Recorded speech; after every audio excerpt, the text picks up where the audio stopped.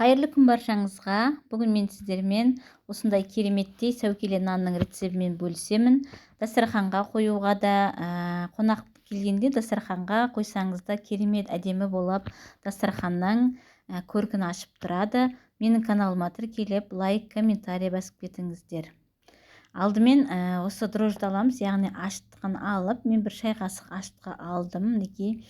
Және 150 грамм сүт, яғни жылы сүтті аламыз.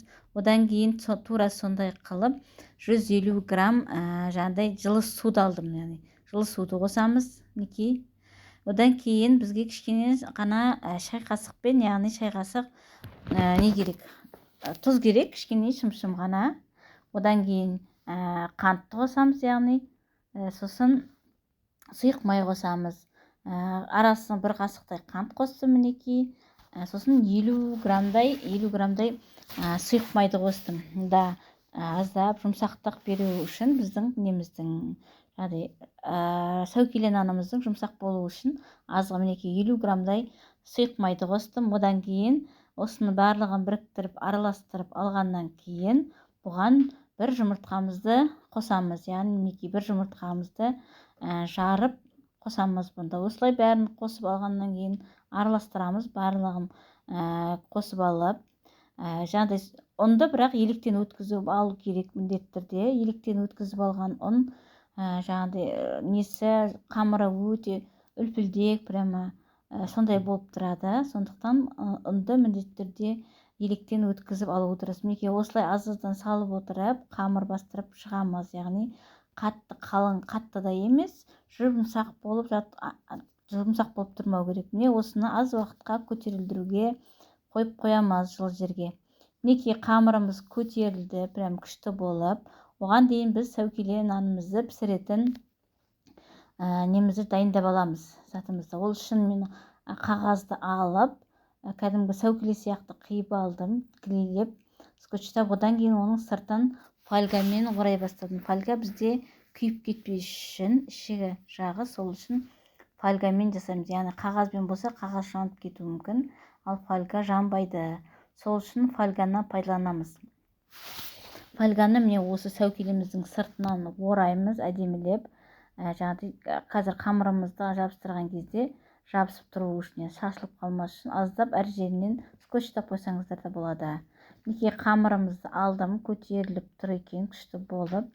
Осыны енді бөлікке бөліп аламыз. Бір үлкенге, бір кішкентай бөлікке, екі бөлікке бөліп аламыз. Мінекей екі бөлікке бөліп алдым. Мына үлкен бөлігін жая бастаймын. Бұл біздің сәукелеміздің сыртынан салу үшін бұны қолымыздың, яғни оқтаудың көмегімен әдемілеп жайып шығуымыз керек. Мінекей осылай жаямыз, жұқалау қылып жайып аламыз бәрін. Содан кейін жайып болғаннан кейін бұны жады не қыламыз? Мінекей осындай қолдарыңызда не бар, қандай, сонымен тесіп шығуға болады. Менде осындай печенье пісіретін форма болды. Соның көмегімен әр жерінен тесіп алдым сәукелеміздің. Яғни қазір пісірген кезде сәукеле нанымыз әдемі болып тұру үшін осылай әр жерінен тесіп алуымыз керек. Мінекей жаңағыдай гүл сияқты қылып мен печеньенің формасымен әр жерінен осындай тесіп алдым. Мінекей енді осының барлық тесіп алған қамырымызды да лақтырып тастамаймыз. Бұны да қазір болғаннан кейін іске асырамыз. Мінекей осылай кигіземіз. Енді міне осындай болып шықты. Яғни ораған кезде сәукелемізді қамырымызбен орап қоямыз. Қалған қамырды енді сәукеленің қалған жан-жағындағысына әдемілеп оформление жасау үшін осылай 3 кішкентай бөлікке бөліп, оны жіңішке қылып аламыз. Яғни мен осындай жіңішке қылып алып, бұларды шаш өрген сияқты қылып өреміз. Мінекей шаштық өрген сияқты қылып өріп аласыздар барлығын.